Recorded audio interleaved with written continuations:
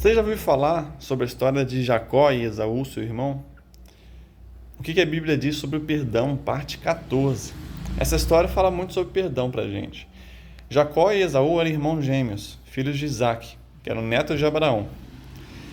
E esses dois irmãos nasceram juntos, né, têm a mesma idade. Só que o Jacó, ele era uma pessoa muito enganadora, muito aproveitadora, muito ruim, pessoa muito ruim, antes de se converter, né? E aí o que aconteceu? Logo no capítulo 25 de Gênesis, já começa a contar a história deles. Teve uma época, por exemplo, que o Esaú foi para uma caça e voltou, estava morrendo de fome. E ele era o filho mais velho, apesar de serem gêmeos, ele nasceu primeiro, então ele tinha todos os direitos e herança do filho mais velho. E aí o Esaú, quando voltou da caça, ele estava lá faminto, né, morrendo de fome, e aí ele pede uma comida que Jacó estava fazendo. Dá um pouco para mim. E aí Jacó, eu te dou se você se vender para mim a sua primogenitura, né? Ou seja, você vender para mim um direito de filho mais velho. Aí eu que vou ter o direito a ser filho mais velho e vou receber as recompensas disso, né? Os direitos que isso tem.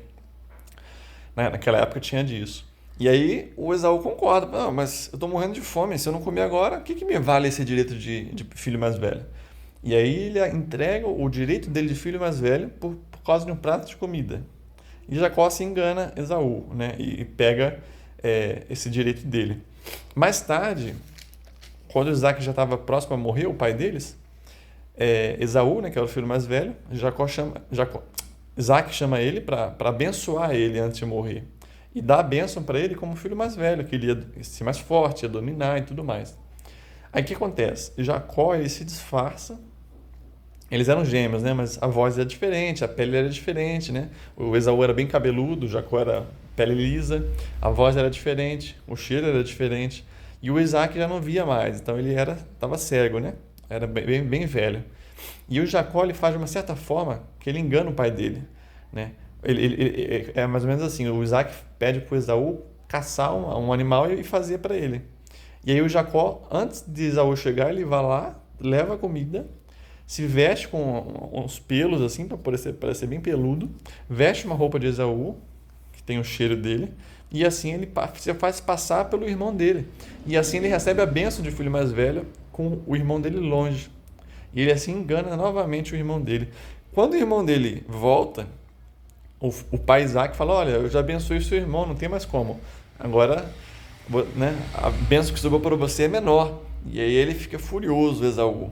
Meu irmão me enganou já 2 vezes. Eu vou matar meu irmão. E aí ele tem essa decisão esse ódio, né, do irmão dele, que é matar o irmão dele. E nessa época Jacó foge. Ele fica sabendo do plano, né? E ele foge. Ele vai para muito longe. E lá ele passa poucas e boas, né? A história de Gênesis continua falando sobre isso. Sofre bastante, fica lá por muito tempo, talvez, né, mais de 10 anos, né? Mais de muito tempo mesmo. Lá ele se casa e tudo, constitui família, enriquece bastante.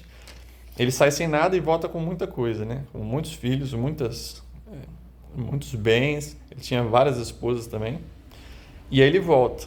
E aí no capítulo 32, ele se prepara para encontrar com Esaú, né? Depois de tudo aquilo que ele tinha feito.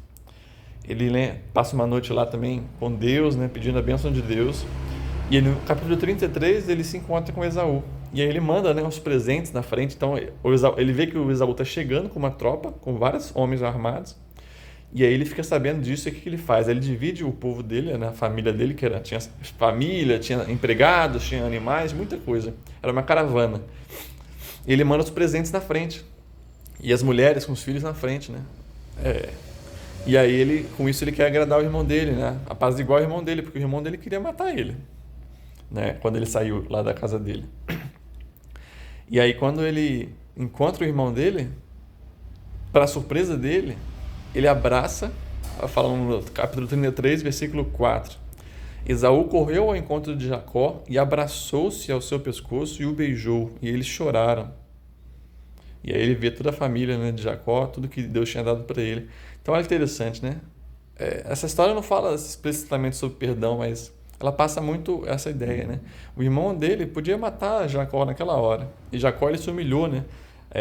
Ele mudou a vida dele, né? Antes ele enganava, não estava nem aí. Quando ele voltou, ele se humilha, ele manda os presentes, ele se ajoelha, ele quer fazer as pazes com o irmão dele. O irmão dele Em vez de matar ele, em vez de retribuir tudo que ele fez de mal, de se vingar dele aquela hora, ele abraça ele, ele beija ele e eles choram, né? Lembrando daquilo que passou, perdoando e se alegrando por estarem juntos de novo. Então, essa é uma história que fala um pouco sobre o perdão, né? De como, mesmo entre irmãos, né? A maldade de um contra o outro que é perdoada. O perdão é isso, né? Quando as ofensas são deixadas de lado. Você não leva em conta aquilo que foi feito. Você perdoa, você esquece, não porque você esqueceu, bateu a cabeça na parede e esqueceu, não. Você escolhe esquecer, você escolhe deixar aquilo para lá.